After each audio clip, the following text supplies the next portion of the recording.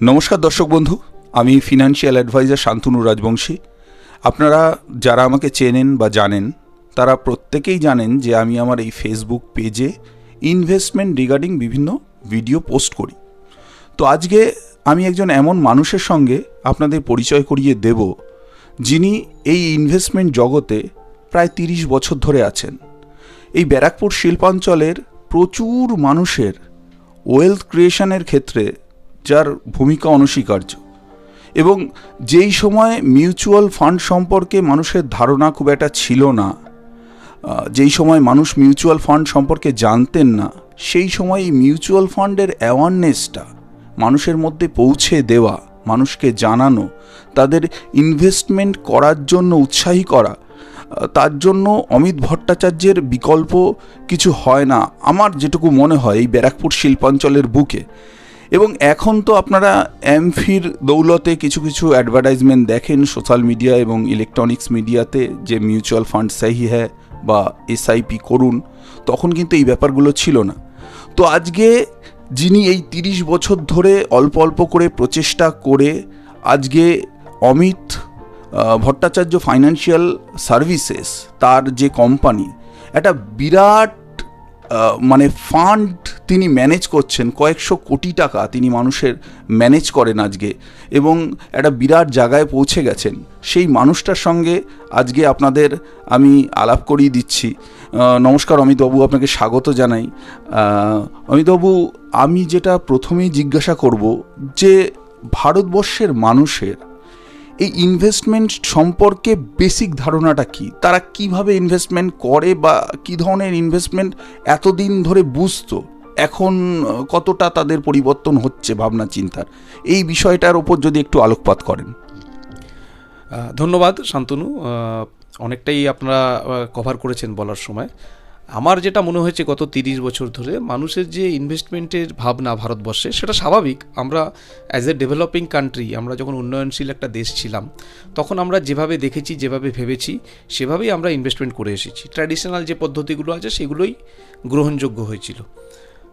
তার একটা কারণও ছিল যে আমাদের দেশে আমরা যেটার মূল শত্রু টাকার, অর্থের, সেই শত্রুটাকে আমরা চিহ্নিত করতে পারিনি কোনোদিন। তার জন্য কি হয়েছে যে একটা বিরাট অংশ আমরা আসলে ইনভেস্টমেন্টের জগৎ থেকে, আমাদের নিজেদের বিনিয়োগ থেকে সেই অংশটা মাইনাস হয়ে গেছে বা বিয়োগ হয়ে গেছে। এবার আপনি জিজ্ঞেস করতে পারেন যে আসল বিষয়টা কি বলতে চাইছি আমি যেটা বলতে চাইছি সেটা হচ্ছে মুদ্রাস্ফীতি বা ইনফ্লেশন। এই একটা জিনিস যেটা অত্যন্ত ভয়ানক, যেটা টাকাকে, আপনার অর্থকে ভেতর থেকে কুড়ে কুড়ে খেয়ে ফেলে, টাকাকে কমিয়ে দেয়। এবার আমরা সেটাকে জয় করার চেষ্টা করিনি কখনো। দেখা যায় সাধারণত যে প্রতি 10 বছরে টাকার ভ্যালু অর্ধেক হয়ে যায়। তার মানে হচ্ছে যে টাকার যে ক্রয় ক্ষমতা, সেটা প্রতি 10 বছরে কমে যায়, 50% কমে যায়। তাহলে আমার টাকা তো আমাকে সেই অনুযায়ী পেতে হবে।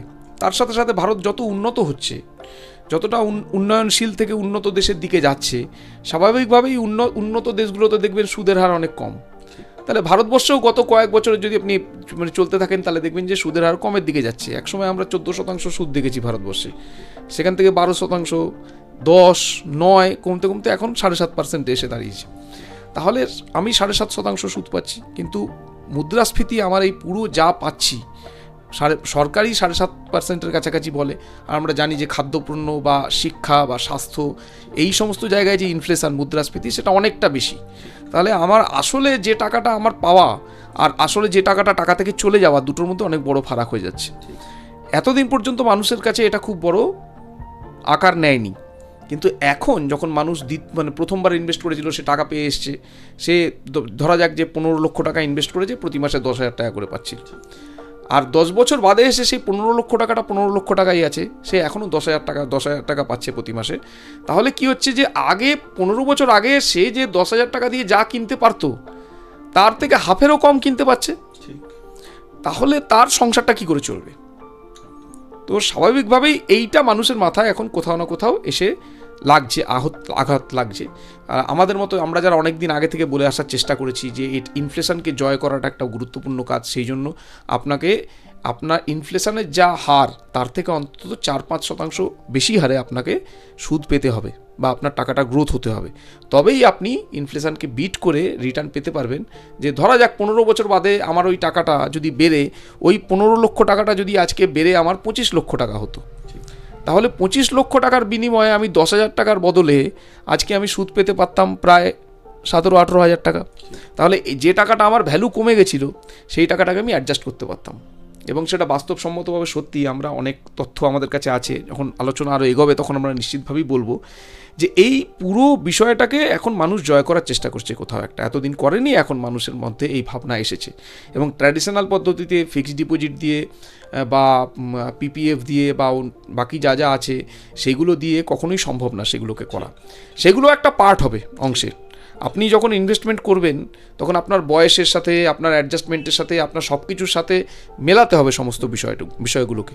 আপনি তো শুধু ডাল ভাত খান না, আপনি ডাল ভাতও খাবেন, আপনি ডিমও খাবেন, আপনি শাকসবজিও খাবেন, আপনি মাছ মাংসও খাবেন। আপনার খাবার যেমন সুষম করতে হবে, সেরকম আপনার বিনিয়োগকেও সুষম করতে হবে। মানুষের মধ্যে এখন এই ভাবনাটা ধীরে ধীরে এসছে। খুব গুরুত্বপূর্ণ কথা বললেন স্যার। দর্শক বন্ধু, স্যার যে কথাটা বলল সবচেয়ে গুরুত্বপূর্ণ কথা বোধহয় এটাই ইনভেস্টমেন্টের ক্ষেত্রে, যে আমাদের মূল্যবৃদ্ধি, জিনিসপত্র দাম বাড়ার হার যেটা অ্যাভারেজ 6.5% থেকে 7% চলে, আর আমাদের ব্যাংক, পোস্ট অফিস বা অন্যান্য যে সমস্ত মানে গতানুগতিক ইনভেস্টমেন্টের মাধ্যমগুলো আছে সেগুলোও কিন্তু আমাদের প্রায় ওই রকমই ইন্টারেস্ট দেয়, 6%, 7%, ম্যাক্সিমাম সিনিয়র সিটিজেনদের ক্ষেত্রে 8%। সুতরাং আমরা কিন্তু আপাত দৃষ্টিতে দেখছি আমাদের টাকাটা বাড়ছে বা ডবল হচ্ছে 10 বছর পর, কিন্তু আদেও সেটা হচ্ছে না, মূল্যবৃদ্ধি কিন্তু ওটাকে খেয়ে নিচ্ছে। তো খুব গুরুত্বপূর্ণ কথা বললেন স্যার।